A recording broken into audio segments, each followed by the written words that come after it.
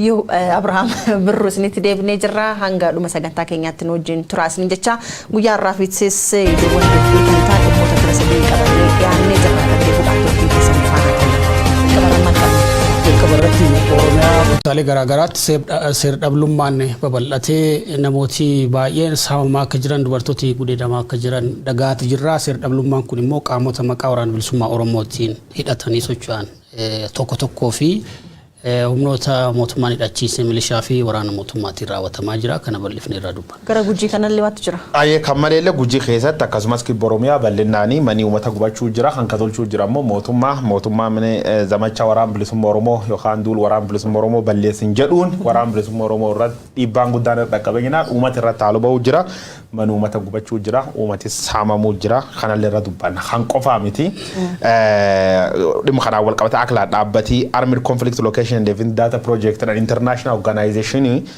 barkum lamaaf diddami tokko keessa Itoophiyaa keessa dabi hamaamaan hojjechuu konfliktii waraanii gurguddaan godhamu parsantii guddaan dabaluu waan akkana irra dubbatee jira biyyoota kudhanan lamaaf diddami lama keessa illee rakkoo jajjabduu keessummeessan keessa Itoophiyaa mata qarar kaa'ee jira jechuudha haalli irraatu. Ayyagaa kana malees gara matakkalitti imaluudhaan immoo namoonni 80 dilbata darbe asitti jimlaadhaan ajjeefamuu dhageenyetti jirra.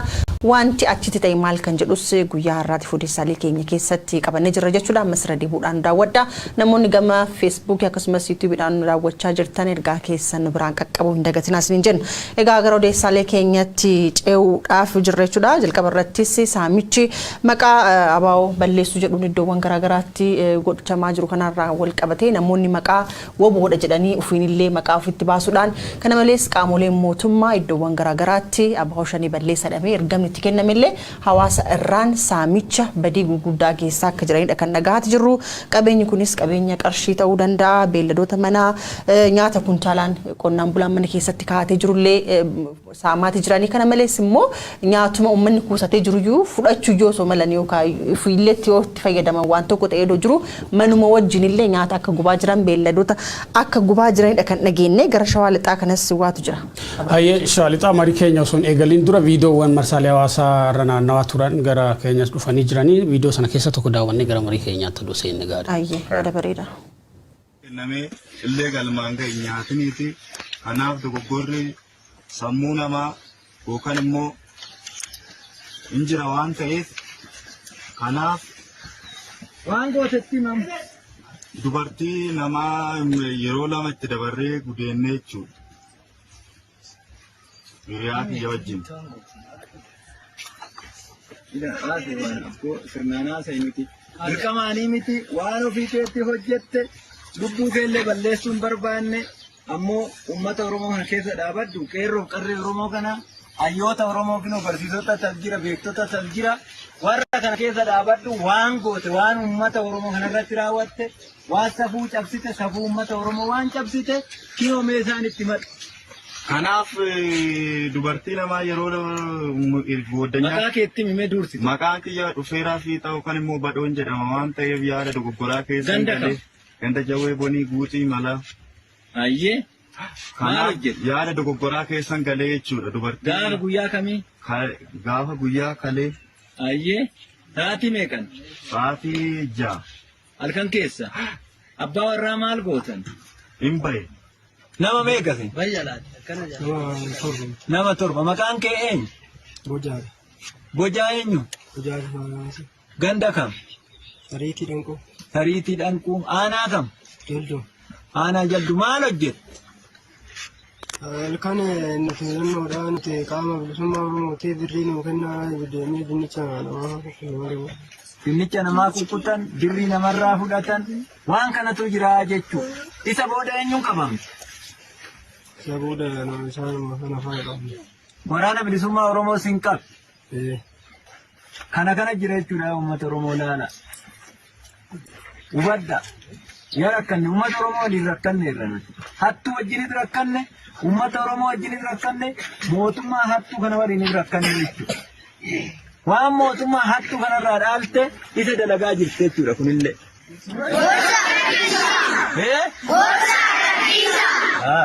Erga sin jettan isin biran dabarru.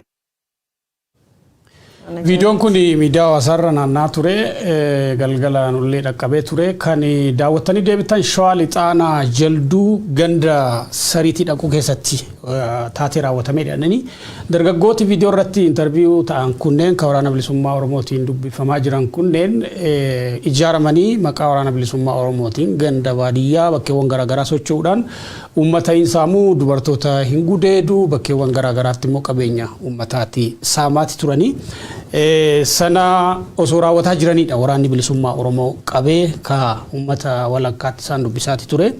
Wanni kun viidiyoon kun viidiyoo akkaan barsiisaadha. Waraanni bilisummaa Oromoo waggoota darban maqaa waraana kanaatiin yakkooti bakka garaagaraatti Oromiyaa kutaa garaagaraatti raawwatamaa turanii sana irraa waan baay'ee irraa barannu qabna.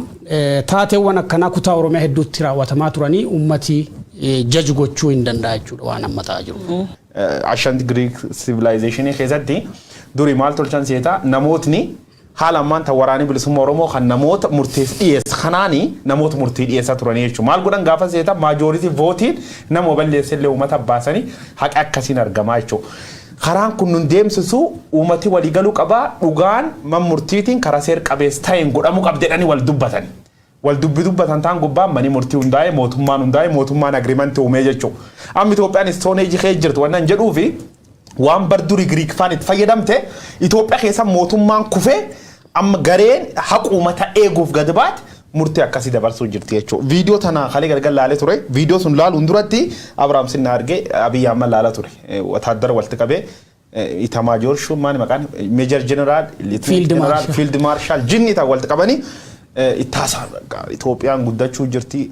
Wagga lamaan duuba qamadii erguu karoor qabna Raashiyaa facuuf Itoophiyaan qamadii kennuuf Eertiraa fi Ameerikaa facuuf qamadii kenne wagga lamaan dur waadata wagga lamaan dur gala Abiy Ahmed ammallee deebiin nutti maatu realitiin jirti garuu tan fakkaattii jechuudha. Waraanni bilisummaa Oromoo viidiyoo irratti akka dhageettanitti garee uummata saampileeshinii Giriik irra jalqabe mootummaan waan akkana hojjetaa jechuudha. Itoophiyaa keessatti viidiyoo tan ramaan hubadhe mootummaan akka hin jirre jalsarra hubadhe jechuudha. Kanaaf gareen duriyya tokko wal saamte maqaa namaatiin nam ijjeefti maqaa namaatiin nam gudeetti maqaa namaatiin nam saamtii jechuudha. Mootummaan waan kana maaliif dhaabsisuu didee agi jirsun mootummaan of course Finfinnee jira bakka muraas jira bakka baay'ee akka hin jirre qofa qabna. Viidiyoo tan gubbaa wanni tokko haatiin ajjal sarartee irra barachuu dandeettu holool sobaa maqaa baa'ootiin hojjetamu harmirra qulqulleeffachuu dandeettu. Wagga 3 dabru wagga 4 dabru yoo makiinaan gargaleellee shaneet karaa gubbaa dhaka kaa'eedhaan yoo namni duullee shaneet wanni dheedhaan yoo qawween hin dhaaminillee shaneet tabaaree jeeseedhaan. Akkas nu tamarsa turan nu barsiisa turan armirraa wanna tubat viidiyoo talaaltee naani olooli sobaa kamaqa suniin hojjetam dhumirratti expose ta'uu argee lammeessoo irraa fixa garee riphelolaa haqaaf qabsaa'u arganii akkasidha understand godhu garee riphelolaa itti gaafataman qabu lubbu guyyoo waaree otiisuuf itti gaafataman qabu nageen naannoo suni eeguuf itti gaafataman qabu muratee uura galee kanni wala dhuuni jiru mootummaa waan taateef uummati naga dhabe kajireeni dhabe kaniitiin isa gudeedam kamidhaan irra saamaman hoobruun irra guban isumayyuu mootummaa sun maal godha influencer irratti uumee kuffisuuf deemaa jechuudha. Haqa qabsaanii nam yakkama fuula uummata dura dhiyeessuun hara danda'ani kunam kortii uummataati jechuudha. Public courtiin kun jaarraa agamin nu deebisa jechuudha. Jaarraa bar Giriikii deebine Itoophiyaan waggaa 5,000 dhaadatti waggaa 5,000 duuba deebite jechuu danda'ani. Kan mootummaan maaliif namoota yakka kanaa raawwatan kan inni irratti maaf waa irratti fudhanne kan guyyoon jedheef mootummaanu maqaa balleessii woboo irratti waan gangalaa ganama hojjechaa jiru namoota qaama kana hojjetanillee yoo arge jabaadhaa isin wanti an barbaadiyyuu kana jedha malee namoota kanneen seeratti fidee itti gaafatamaa jala gochuu adabuu hojii akkasii irratti hirmaata jedhee hin yaadu ani gabraarraan kan viidiyoo kanarraa baay'ee irraallee itti aare namoonni laman dargaggoonni lama wanta isaan haasaan argaatti dhagaati jirra dubartii takka nama lamaan walirraa fudhanii akka gudeedan jaarsa abbaa warraasi ala baasanii akka gudeedanidha kan dubbachaa jiranii haati tun ijoollee qabaatti. Ijoollee ishii fuulduratti kan yakki fuulduratti raawwatamu kan gudeedamtu jechuudha. Ijoollee dhaamiti bakka abbaa warraa kan kee jirutti gudeedamuun dhiibbaa akkamii qabaa kan jedhu ilaaluun barbaachisaadha. Gudeedamuu qofa osoo hin taane achi booda haati tun xiinsammuu akkamiitiin ganda san keessa olii gadi baatee hojjattee galti. Xiinsammuu akkamiitiin abbaa warraa ishii waliin jireenya itti fufti. Xiinsammuu akkamiitiin ijoollee ishii waliin jiraatti kan jedhullee waan itti yaadamuu qabudha kan natti fakkaatu akka dubartii tokkootti.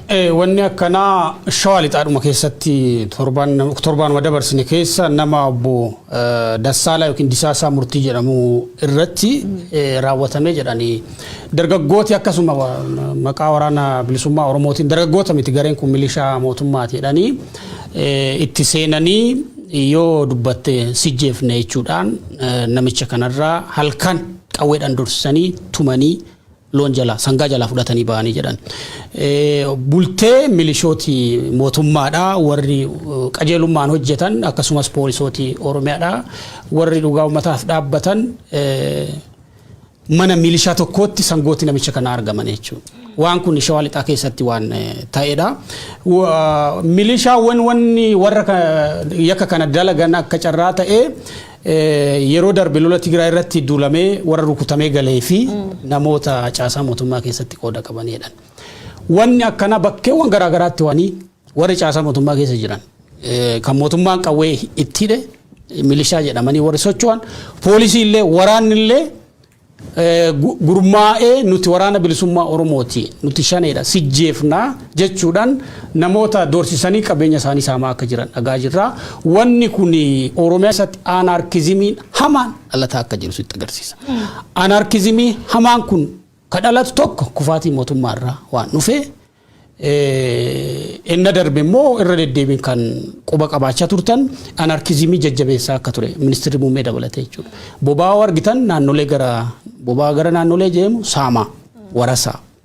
Sana dura immoo tokko dura yeroo waraanni Tigraay eegalame doolaara nama dhuunfaa harkatti yoo argitan qaamoleen nageenyaa akka fudhatan jedhamee ture. Anarkizimii yookiin seer-dhablummaa ka jajjabeesse mootummaadha. Wanni kuni garuu Oromiyaa gara hamaatti geessuu akka danda'u asumaa tilmaamuudhaan. Gara hamaatti geessuu akka danda'an geessa jira. Amma wanni nu kee jiru aggaafur sadeen darba kan ilaaluu jira kan arguu jiru gara hamaa dhaqqaba gan caalees jira. Dubartii dhiirsi biraa qawween sodaachisanii baasanii dubrgudeeduun midhaan nama qunxa keessa maqaa wayii matanii fudhachuuni agan caala garam deemna. Bitta waan hin argin hin qabne. Itoophiyaa keessatti ammaanachi waan hin argin maal arguuf jirra. Waan ammaanachi hin argin namni Itoophiyaa keessatti maaltu nu ajaa'iba. Maaltu nu ajaa'iba. Wanni nu ajaa'iba hin jirtu jechuudha. Yeroo tokko maaltu uumamseeta Abiraami. Yeroo baay'ee balaan ibidda tokko uumamte balaa ibidda sun keessa balaa ibidda caala hattuuf saamtuu karaa kanaan qabsoofte qophoofte itti ruumate gaagaa jechuudha. Yeroo iddoo garee Abiyyi Ahmad tana jibbi dhibirra qabaachuu aduun ta'ini gareen Abiyyi Ahmad garee kiraayiteriyaa mootummaa guutuu hin dandeenye jennee wanni dubbannuuf ragaa waan tokko uummate isaati godha karra eegame keessa diqqayyoon nagaa uummataatisu. Diqqayyoon waan dhibii miti. Waan dhibii miti. Atin Abiraam Birruu gaazexeessa ta'uuf kiraateriyaan kan kee jalqabamaa. Ati gaazexeessa broadcast media jedhamtee afaan kan sagalee baasuu hin dandeenye. Kiraateriyaan jalqaba sagalee baasu sagaleen tante waccee amtaa midhaadde badde sagalee baasuu danda'u qabda. Atin dubbachuu hin dandeenye dhaga'uu hin dandeenye broadcast journalistonne is difficult.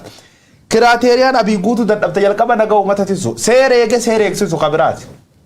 Garee manidhaati waafte namijjeeftu taman uummata gubtu tanam saamtu tabaabilikaali viidiyoo waraaba namijjeeftu ekskuut nam gootu garee tanat seereeksise biitissa hadhibiin public infrastructure qondaalii mootummaa tokko dhiyoota laalee ture maal jedhseeta misoomii nageenya yeroo dursu jiraa jedhee dubbate.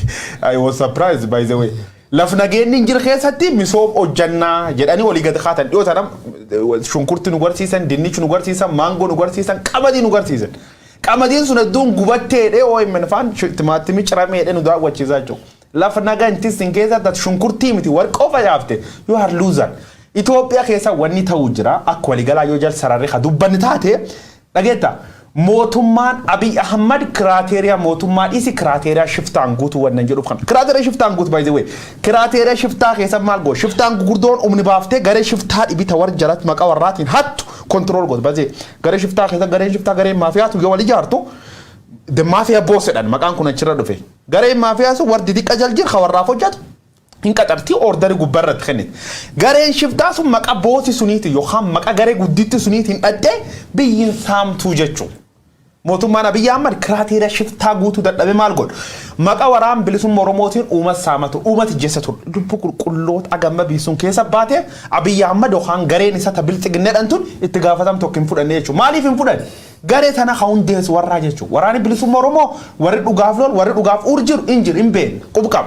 Waraanni bilisummaa Oromoo because waggaa afuriin dura hin hundeeffamu waan ta'eef waggaa afur otoo hin taane waggaa 40 dura waan tureef fakkeenyaaf goolichi dheengee shanii jedhanii abaaraa turan aginni biyya galuas. Biyya galeenaan goot qabsoo bilisummaa Oromoo keessa lubbuu kaffalee jedhamee jijjiiramanii jechuudha. Goolichi dheengee ariyaa abbootii abbaa kiyya fuul beek nam guddaa fakkeenya fudhadhe. Goolichi dheengee waggaa tokkoon dur shifta ta'ee biyya galeenaan goolichi dheengee goot ta'ee jechuudha. Armirraa wanna hubachuu dandeetti maal seeta mootummaan Abiy Ahmad maqaa shiftaatiin hojii shiftummaa hojjechuusaa shiftummaan isa biyyitti diiguusaa Itoophiyaa waggaa kuma afur jiraannetti kumshan duuba deebuus agarsiisa. Keessumaayyuu saamichi qabeenyaa kun immoo jootan yookaan immoo jootan muraasa aseega mootummaan labsii abaa'oo shanii balleessuu jedhee labsii asitti immoo irra caalatti iddoowwan garaagaraatti keessumaayyuu iddoowwan waraanni jirutti gara Wallaggaa Gujii dabalatee jiddugala Oromiyaa kana keessatti saamichi hamaan akka adeemaa jirudha kan dhaga'amaatu jiru. Egaa waraana kanarratti illee poolisii federaalaa, poolisii naannoo, liyyuu haayilii dabalatee namni rakkoo keessa jiru immoo waan akkanaa irratti hirmaatu jetteellee laaluun illee si addeessa. Gama biraati wanti na dinqe maal inni osoo fudhatanii iyyuu saamanii iyyuu waa tokko qabeenya uummataa gubuun bakka nyaanni itti kuusamee jiru bakka beellanni jiru ibiddatti qabsiisuu jechuun namni sun sammuu isaa akka cabsatu naannoo sanirraa akka buqqaafamu yaadamee waan gochaa jiru natti fakkaatan. Gama shawaa lixaa kanaa wanti jiru wanti nu dabalatu. Shawaa lixaa qofa osoo hin taane baay'ee wanni kun waggoota dura lixa Oromiyaatti eegale. Maatii riyaa keenya tokko nan beeka maatii isaanii baay'ee jalaa fixanii gaafa haati qofti qayeettaftu magaazana bunaa qabu. Qeellam keessatti yaa magaazana bunaa qabu. Maazar hin baatu moo waliin gubattuu jedhanii. Magaazana bunaa ka dhuunfaa isaanii oomishanii qayeedhaa qaban jechuun. Wanni kun Oromiyaa lixa Oromiyaa keessatti waggootaaf dura waan ture jechuudha. Amma gara giddugaleessa Oromiyaa bakka intarneetiin jirtu bakkee publicly namni waa hunda hubatuu danda'u fi arguu danda'u accessii qabutti waan dhufeef amma ifa bahee mul'ate jechuudha. Ajajaa ittaanaa waraana bilisummaa Oromoo giddugaleessaa Booree Lammii dubbisee ture. Bakka baay'eetti waraanni mootummaa humnooti hidhatan hundi isaanii milishaa kaasee aga waraana mootummaatti jiran uummata qayee dhaqanii loon isaanii yoo saaman argaa jirra. Qabeenya midhaanii haga kumtaala 500 maatii 2-3 walitti qabanii fudhatanii jiran. Kuni marfama waraanaa keessa galchuudha uummata. Armaan dura Tigraay keessatti waan ta'aa ture jechuudha. Beela akka meeshaa waraanatti fayyadamuudhaaf waan deemamaa jirudha.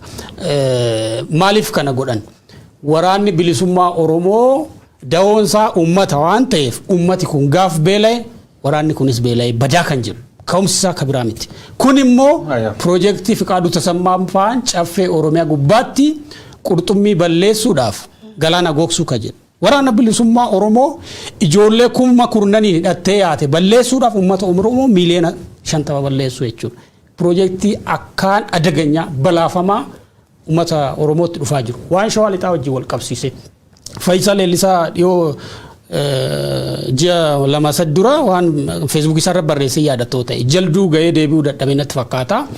Baadiyyaan Oromiyaadhaa harka waraana bilisummaas harka Abiy Ahmadiis hin jiru.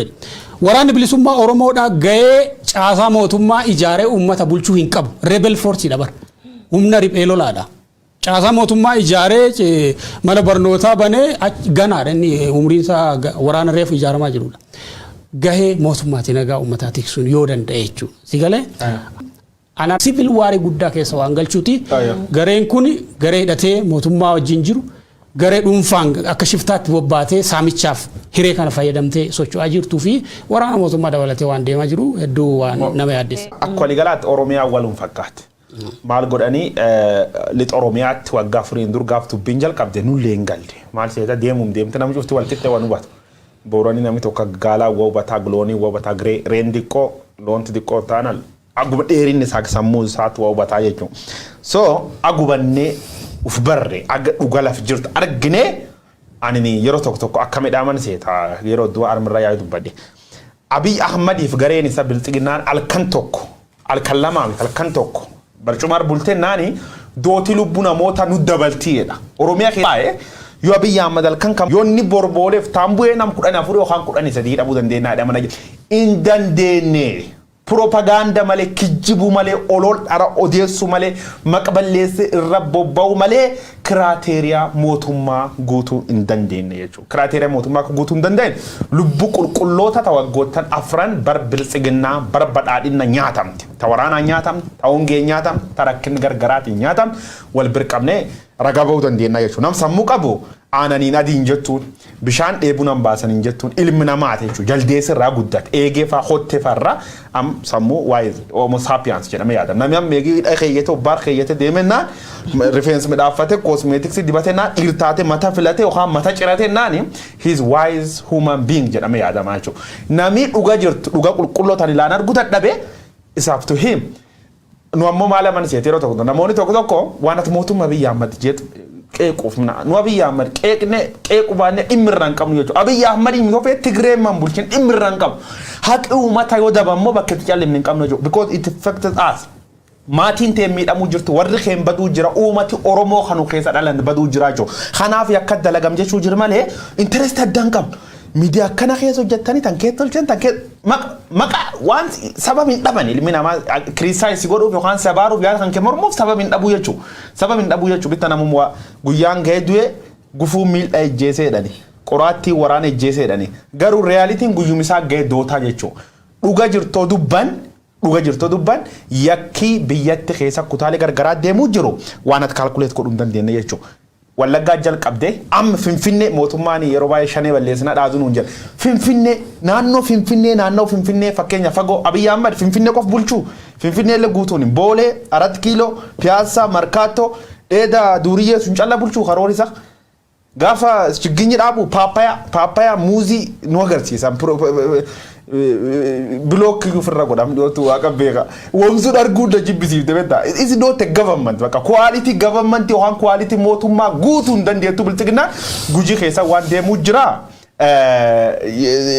Waan jajjabduu deemuu jira. Namni dhumuu jira. Manneen uummata diigamuu jiranii qabeenyi gubachuu jira jechuudha. Gujiif Wallaggi baay'ee rakkoo wal fakkaataa keessa tura. Waggoota afran dabra rakkoo wal fakkaataa keessa tura. Lixa Oromiyaa irratti ammoo xiyyeeffatanii xuyyooraan hadha waan turaniif malee uumati Gujiitiif Wallaggaa uumata Oromiyaa keessa jira keessa uumati Giriiniin tokkoffaa war lamaan. Booranfaa, Baalfaa, Karrayyuunfaan gammoojjii uumamaanuun beekamte. Gujiif Wallagga beela'ee jechuudha. Impaaktii waraana hagas caalin jiru jechuudha. Gujii keessatti ammoo waan jira akka hin dheeressine itti deebi'a. Egaa akkuma jettee iddoowwan garaagaraatti lixa Oromiyaatti haa jalqabu malee Gujii dabalatee akkuma jennee jiddu galeessa Oromiyaa kanas dabalatee iddoowwan garaagaraatti waraanni hin jira. Haa ta'uti garuu biyya keessatti waraanni kaaba Itoophiyaatti deemaa ture sun atteenshinii uummataallee miidiyaalee addunyaallee garas haa ta'u malee waraanni achi jira haa fakkaatu malee kan san caalitu Oromiyaa keessatti deemaa ture galgalaa ganama uummanni Oromoo bu'aati kan ture rakkoo gidiraa adda addaati kan iddoowwan garaagaraa dhagahaati jirru yeroo ammaa kana ammoo haala seera qabaatiin taa'anii pilaan godhanii akkana gochuu qaban pilaan B pilaan A jedhanii baafatanii iddoo akkanaatti ebaluu haa dhaqu iddoo akkanaatti wanti akkana haa raawwatamu jedhameeti itti qophaa'ameeti egaa yeroo ammaa kana waraanni garaagaraa Oromiyaa guutuu irratti kan labsamee jiru jechuudha. Egaa kunis immoo Oromiyaa barbadeessuuf Oromummaallee balleessuudhaaf kaayyeeffate ta'uu haala salphaa ta'een irraa hubachuu hin dandeenye jechuudha. Karoorri isaanii Oromiyaa Oromummaa balleessuu ta'uu danda'a garuu namooti amma kutaa Oromiyaa baay'eetti dhaabbilee mootummaarraa amantaa dhabaniiti jiran Oromiyaa keessatti amma kan argaa jirru isadha. Wanni kuni anarkiin akka kanaa abbaan fedhe biyya abbaan qabne akka ta'uu dandeessu biyyattiin jechuudha. Namuu akka barbaade saamaa yoo barbaade sijjeesaa garee ijaarratee garee biraa lolaa garee jaallatee haaloo sirratti baha yoo barbaade mana kee gubaa. Wanni kun baay'ee mootummaadhaanis dalagamaa jira qaamolee hin beekamne ka dantaa dhuunfaa dantaa gareetiif ijaaramanii akka ijoollee kanaatti bakkeewwan garaagaraatti socho'aniin waan raawwatamaa jira. Wanni kun hamaadha. Amma sadarkaa irratti jirrutti duubatti deebisuun iyyuu ulfaatu ta'uu danda'a. Baay'ee kan na yaaddeessu. Social disorderiin akkasii Somaaliyaa keessatti kan argaa turre Siiriyaa keessatti, Liibiyaa keessatti amma yeroo dhiyoo warri Liibiyaa yoo mootummaa ijaarrachuuf sochii gaggaariitti jiranii Somaaliyaan nu caalaa fooyyetti jirti. Biyyoota konfliktii guguddoon keessatti argamaa jiran keessaa Itoophiyaan ishee tokkodha.